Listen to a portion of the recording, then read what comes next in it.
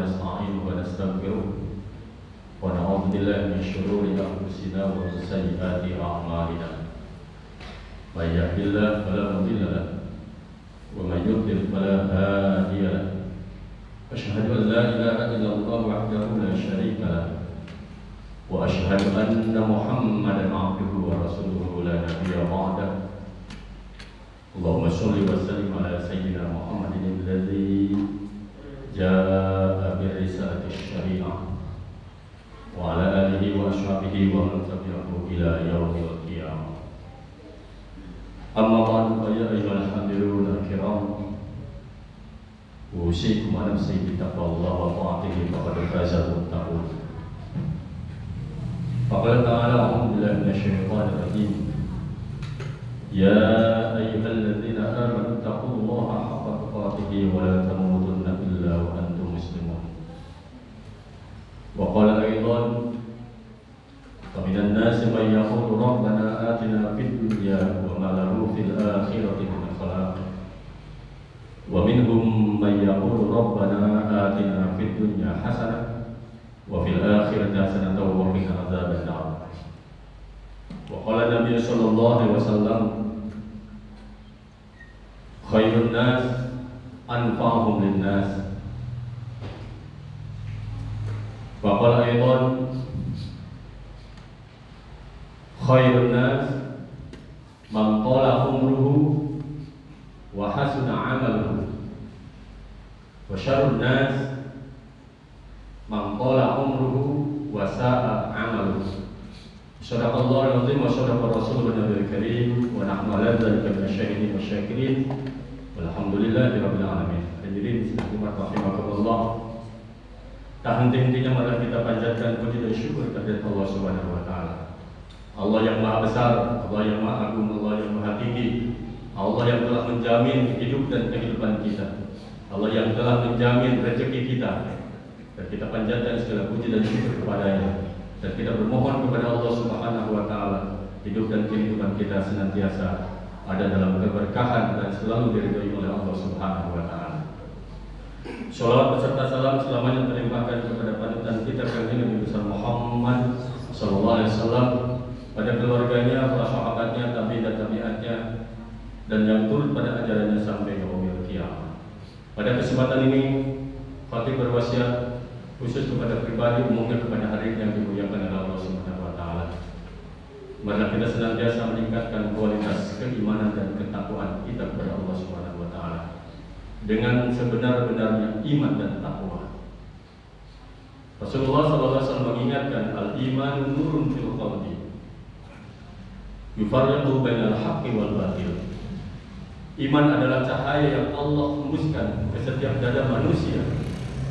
Manusia yang mempunyai cahaya iman di dadanya bisa memisahkan mana yang hak, mana yang batil, mana yang benar, mana yang salah.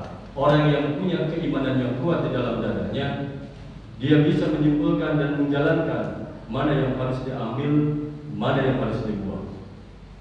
Dan sebaliknya orang yang tidak mempunyai iman dalam dadanya, dia tidak mempunyai kemampuan memisahkan antara hak dan batil. Tidak bisa memisahkan mana yang harus diambil, mana yang harus dibuang. Tidak bisa memisahkan mana yang halal dan mana yang haram. Demikian pula orang yang punya iman, tapi abul iman, lemah imannya.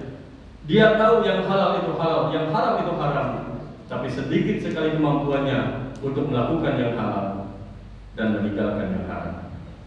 Sholat itu wajib, dia tahu. Puasa Ramadan itu wajib, dia tahu. Tapi karena lemah imannya, betapa banyak orang yang berani meninggalkan sholat. Betapa banyak yang mempunyai Islam yang meninggalkan puasa di bulan Ramadan. Kalau di bulan kafir pasti marah. Tapi keimanannya sangat tipis sekali, maka dia tidak bisa dan tidak punya kekuatan untuk melaksanakan yang hak dan meninggalkan yang batil. Oleh karena itu, yang kita usahakan dan mohon kepada Allah Subhanahu wa taala iman dan takwa yang sebenar-benarnya, yang akan menyebabkan kita selamat di dunia dan bahagia di akhirat nanti, dan mudah-mudahan kita semuanya bisa reunian akbar di surganya Allah Subhanahu wa taala. Dan dengan iman dan takwa ini Allah Subhanahu wa taala berjanji Walau anna ahlal qura amanu wattaqau la fatahna 'alaihim barakatin minas sama'i wal ardh. Jikalau sekiranya penduduk negeri-negeri itu beriman dan bertakwa kepada Allah dengan sebenar-benarnya dan iman dan takwa, Allah pasti akan melimpahkan keberkahan baik yang turun dari langit maupun yang keluar dari bumi. Yang turun dari langit misalnya adalah hujan, hujan yang teratur, hujan yang membawa kesuburan, hujan yang membawa rahmat. Dengan hujan itu sehingga bumi yang tandus pun akan menjadi subur, tanaman akan tumbuh dengan segar, buah-buahan pun akan tumbuh dengan bagus, sehingga siapapun yang ada di dalamnya merasakan kenikmatan. Kita ingat sejarah kaum Saba ketika diminta oleh Allah Subhanahu wa taala, "Kulu min rizqi rabbikum washkuru lahu." Kaum Saba itu adalah kaum yang terkena subur dan makmur pada saat itu. Allah gambarkan dalam Al-Quran surat As-Saba, subur, makmur, gemah, limpah, roh dinawi. Apapun ada, saking subur-suburnya, sampai Allah sebut kaum Saba baldatun thayyibatun wa rabbun ghafur. Allah cuma minta kulu washrabu min rizqi rabbikum washkuru lahu. Silakan kalian makan, silakan kalian minum, dan dari apa-apa yang rizki yang telah kami limpahkan kepada kalian. Tapi syaratnya cuma satu, bersyukurlah kalian kepadaku. Apa yang terjadi? Kaum Saba bukannya bersyukur, kaum Saba bukannya semakin mendekatkan diri kepada Allah, kaum Saba bukannya semakin meningkatkan keimanan dan ketakwaannya, malah mereka jauh dari Allah Subhanahu wa taala. Kemaksiatan semakin merajalela, Allah ditinggalkan, dakwah ditinggalkan, bahkan mereka mencari sembahan-sembahan selain Allah Subhanahu wa taala. Dunia dijadikan budak, dunia dijadikan Tuhan, semuanya kepala dijadikan kaki, kaki dijadikan kepala, lupa pada zat yang telah menciptakan mereka. Apa yang terjadi? Allah marah terhadap mereka dan mereka disiksa oleh Allah Subhanahu wa taala dengan siksaan yang pedih, dikirim banjir bandang, sehingga dengan jebolnya tanggul yang ada di Maghrib pada saat itu, semua kaum Saba yang tadinya dimuliakan oleh Allah, yang tadinya dipuji-puji oleh Allah, negerinya yang subur makmur itu, Allah ludeskan semua, tidak ada yang tersisa. Hadirin rahimakumullah, bagi orang-orang yang tidak punya keimanan, dunia jadi acuan, dunia jadikan tujuan hidup, karena mereka punya prinsip hidup cuma di dunia kok, tidak ada kehidupan setelah ini. Makanya Allah Subhanahu wa taala mengingatkan, ada sebagian manusia yang prinsipnya demikian, faminan nasi may yaqulu rabbana atina fid dunya. Maka sebagian manusia itu yang bermohon kepada Tuhannya pengen kebahagiaan di dunia, sukses di dunia kok, tanpa pandang bulu Allah kasih. Dia berimankah? Tidak berimankah? Kenal Allahkah? Tidak kenal Allahkah? Beribadahkah? Apakah tidak? Kalau cuma dunia acuannya, Allah kasih dengan sifat rahmannya, dengan kasihnya Allah kasih. Bahkan kalau kita lihat realitanya, sebagian orang Islam ada yang bergumam di dalam hatinya, bahkan tidak sedikit pula yang terucap dalam mulutnya. Saya sholat tiap hari, tahajud tiap malam, baca Quran setiap saat, sedekah semampu saya, sholat duha. Kok rezeki saya begini-begini terus? Loh, kok orang yang non-muslim sholat enggak, ibadahnya juga dengan siapa? Tapi kenapa rezeki kita mereka melimpah? Bahkan terkadang ada sebagian orang yang lemahnya iman sampai terjadi kekufuran dalam ucapannya, sehingga mengatakan bahwa Tuhan itu tidak adil. Hadirin rahimakumullah, kalau minta dunia Allah kasih. Bahkan ada yang namanya, kalau istilah tauhid namanya istijraj. Istijraj itu cuma dilulu doang. Ketika orang dikasih rezeki sedikit, dia lupa kepada Allah, ditambah lagi rezekinya, sehingga dia lupa.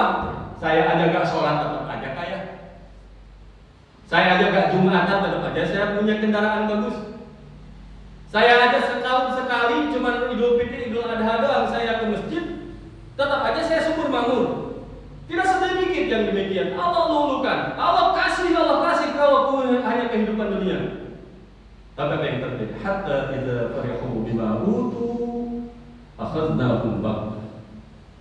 Maka ketika mereka berpoya-poya, bersenang-senang dengan rezeki yang Allah limpahkan kepada mereka, mereka bangga, lupa kepada Allah pun tetap kaya, jauh dari Allah pun tetap subur makmur. Akhadnahum baghtah, maka Allah timpakan siksaan terhadap mereka sekonyong-konyong. Mungkin di antara jamaah ada yang berpengalaman atau melihat pengalaman orang lain. Sekeliling kita dulu dilulukan hartanya, dulu dilulukan jabatannya, dulu dilulukan materinya, tapi sekarang nasibnya mungkin lebih rendah daripada kita yang dulu melulukan.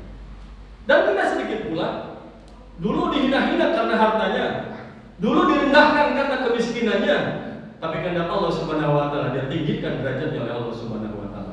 Dan bagi Allah semuanya mudah. Kalau seandainya harta kekayaan kita yang melimpah cuma istijraj, cuma dilulukan di dunia, meskipun sampai mati dia tetap jadi orang kaya, tapi Allah cabut keberkahan dari kekayaannya itu. Di antaranya Allah berikan istri dan tidak menyenangkan dalam keluarganya. Meskipun hartanya melimpah, tapi rumah tangganya gak pernah merasa tenang. Atau bisa jadi Allah berikan penyakit sehingga hartanya melimpah, dia tidak bisa menikmati dari apa-apa yang Allah berikan kepada mereka. Orang kaya mau beli apa juga bisa. Kata dokter jangan makan daging karena kolesterolnya tinggi. Jangan terlalu makan garam, banyak makan garam karena darah tinggi. Jangan makan kacang-kacangan karena asam urat. Harta melimpah, duit banyak, beli apapun bisa, tapi larangan dari dokter banyak. Apalagi kalau Allah Subhanahu wa taala memberikan penyakit yang sudah parah, dikatakan diabetes mellitus, sampai nasi yang sehari-hari dia makan di porsinya itu dibatasi, makannya pun harus yang dikukus semuanya, gak ada nikmat. Oleh karena dinahimakumullah, sampai kapan kita hidup di dunia? Dan tidak ada satupun yang dijamin oleh Allah Subhanahu wa taala bahwasanya umur kita sekian tahun lagi. Awal akhir cepat lambat, ketika Allah putus ijrol kepada kita, di antara kita pasti akan dipanggil oleh Allah Subhanahu wa taala. Dan kita tidak tahu apakah ketika ijrol mencabut nyawa kita dalam keadaan berzikir, apakah kita dalam keadaan ingkar kepada Allah Subhanahu wa taala. Orang yang beriman, orang yang bertakwa senantiasa mempersiapkan dirinya karena ijrol kapanpun bisa datang kepada kita. Apalagi situasi saat sekarang ini yang serba tidak menentu, yang disebut dengan virus corona yang tidak konyol kehadirannya itu apakah kapan segera meninggalkan kita. Ibaratkan kalau orang kena penyakit, misalnya penyakit stroke datangnya tiba-tiba. Padahal sebetulnya bukan datangnya tiba-tiba, gejalanya sebelumnya sudah ada sebelumnya. Tapi kadang-kadang karena tidak perhatikan, dia jatuh misalnya karena darah tinggi, tensinya 210/100 atau 120 parah, karena jatuh pembuluh darahnya penyumbatan. Apalagi sampai pembuluh darahnya sampai rusak, sampai pecah, dia stroke. Udah stroke tidak berdaya. Harta kekayaan yang diberikan, yang mudanya dia lalaikan. Kalau nggak semudanya merasa masih sehat, merasa masih segar, tidak peduli halal haram dan lain sebagainya. Setelah diraih semuanya, tapi tidak bisa menikmatinya. Rumah mewah tidak merasa nyaman. Di rumahnya ada AC, tapi gak kuat dengan AC. Di rumahnya banyak mobil kendaraan, tapi supir yang pakai. Oleh karena Allah, di hidup di dunia ini kita harus seimbang. Wabtaghi fima ataqallahu darul akhirah wala tansa nasibaka minad dunya. Silahkan kalian carilah sesuatu yang akan menyebabkan kalian nanti bahagia di akhirat, tapi karena kalian hidup di dunia, jangan lupakan bagian kalian di dunia. Allah perintahkan akhirat kita kejar, tapi jangan lupakan bagian kita di dunia karena kita hidup di dunia. Orang yang beriman prinsipnya wa minhum may yaqulu rabbana atina fid dunya hasanah wa fil akhirati hasanah wa qina adzabannar. Mereka, sebagian mereka yang bermohon kepada Tuhannya, pengen kebahagiaan di dunia, kesuksesan di dunia, kesuksesan di akhirat, dan diringankan dirinya dan keluarganya dari siksa api neraka. Makanya Rasulullah SAW memberikan gambaran, memberikan nasihat kepada kita. Kalau seandainya kita pengen hidup di dunia sampai kita bisa menebusnya nanti di kebahagiaan akhirat, jadilah manusia yang terbaik. Siapa manusia yang terbaik? Khairun nas anfa'uhum linnas. Sebaik-baiknya manusia adalah orang yang paling banyak manfaatnya untuk manusia yang lain. Prinsip kita jangan terlalu cetek. Yang penting saya sekeluarga bisa makan dengan enak, tidur sekeluarga tidak kepanasan dan tidak kedinginan, anak-anak bisa sekolah dengan layak, sudah alhamdulillah. Sepintas kayaknya orang qanaah, tapi pada dasarnya mereka adalah egois. Prinsip hidupnya hanya memikirkan diri sendiri dan keluarga, tidak pernah berpikir untuk orang lain. Mulai sekarang mari kita sama-sama berpikir, mulai berpikir, meskipun belum mampu, kita berusaha untuk itu. Ketika kita masih bisa makan dengan enak, masih banyak saudara kita, tetangga kita, sekeliling kita hanya untuk makan saja mereka susah. Ketika kita sekeluarga bisa tidur dengan nyenyak, tidak kepanasan, tidak kedinginan, masih banyak saudara kita, tetangga kita, sekeliling kita, mereka nyaris tidak bisa memejamkan matanya karena belum bayar kontrakan. Mungkin di antara kita bisa kita sekolahkan anak-anak dengan pendidikan yang layak, tapi ingat sekeliling kita masih banyak anak-anak terlantar, anak-anak putus sekolah. Bahkan di antara mereka banyak yang orang tuanya bingung untuk biaya sehari-hari anaknya. Bahkan bisa jadi sekeliling kita banyak anak-anak yatim yang sudah ditinggalkan orang tuanya. Pertanyaannya, apa andil kita untuk mereka? Oleh karena itu, Rasulullah SAW bersabda, khairun nas man tala umruhu wa hasuna amaluhu. Sebaik-baiknya manusia adalah orang yang panjang umurnya, bagus amalnya. Wa syarrun nas man tala umruhu wa sa'a amaluhu. Seburuk-buruknya manusia adalah orang yang dikasih panjang umurnya tapi buruk amalnya. Oleh karena itu, mari kita sama-sama berdoa kepada Allah Subhanahu wa taala. Mudah-mudahan hidup dan kehidupan kita senantiasa diberikan petunjuk oleh Allah Subhanahu wa taala, diberikan kekuatan oleh Allah Subhanahu wa taala, bisa melaksanakan seluruh perintah Allah dan menjauhi larangannya, sehingga kita, diri kita, keluarga kita semuanya dijaga oleh Allah Subhanahu wa taala, menjadi manusia-manusia yang berbahagia di dunia dan di akhirat. Dan kita bermohon kepada Allah Subhanahu wa taala, mudah-mudahan apabila Allah masih menyimpan rezeki kita masih di atas langit, mudah-mudahan segera diturunkan. Apabila rezeki kita masih di perut bumi, mudah-mudahan dikeluarkan. Apabila rezeki kita masih jauh, mudah-mudahan didekatkan. Apabila rezeki kita sedikit, mudah-mudahan dibanyakkan. Apabila rezeki kita susah mencarinya, mudah-mudahan dimudahkan. Apabila rezeki kita ada yang haram, mudah-mudahan dihalalkan. Rezeki yang banyak niatkan untuk bisa lebih mendekatkan diri kepada Allah Subhanahu wa taala, niatkan untuk bisa berbuat banyak untuk sekeliling kita, sehingga kita hidup di dunia disenangi oleh sekeliling kita dan diridhoi oleh Allah Subhanahu wa taala. Barakallahu li wa lakum fil Qur'an azim. Wa nafa'ani wa iyyakum bima fihi minal ayati wa dzikril hakim wa taqabbal minni wa minkum tilawatahu innahu huwas samiul alim. Allahumma shalli wa sallim ala sayyidina Muhammadin wa ala ali sayyidina Muhammad.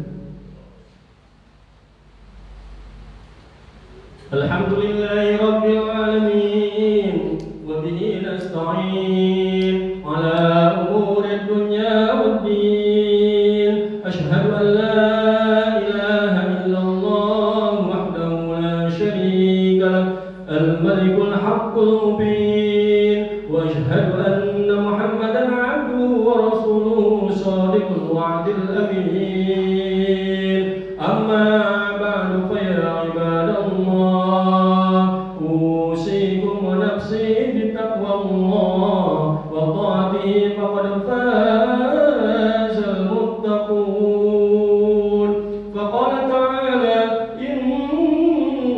الله وملائكته يصلون على النبي يا أيها الذين آمنوا صلوا عليه وسلموا تسليما اللهم صل على سيدنا محمد وعلى آل سيدنا محمد كما صليت على سيدنا إبراهيم وعلى آل سيدنا إبراهيم وبارك على سيدنا محمد وعلى آل سيدنا محمد كما باركت على سيدنا إبراهيم وعلى آل سيدنا إبراهيم في العالمين إنك حميد مجيد وسلم رضي الله عن كل صحابة رسول الله أجمعين برحمتك يا أرحم الراحمين اللهم اغفر للمؤمنين والمؤمنات والمسلمين والمسلمات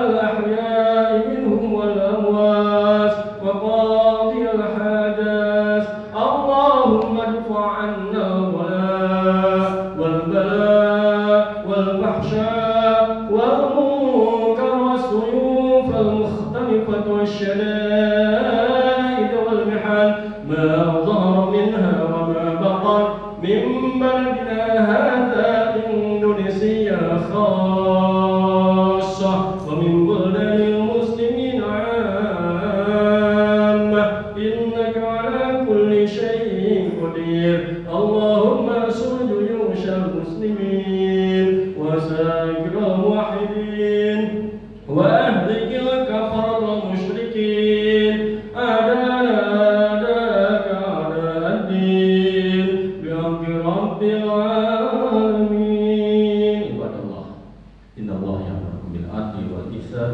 وإيتاء ذي القربى وينهى عن الفحشاء والمنكر والبغي يعظكم لعلكم تذكرون فاذكروا الله العظيم يذكركم واسألوه من فضله يعطيكم ولذكر الله أكبر أقيموا الصلاة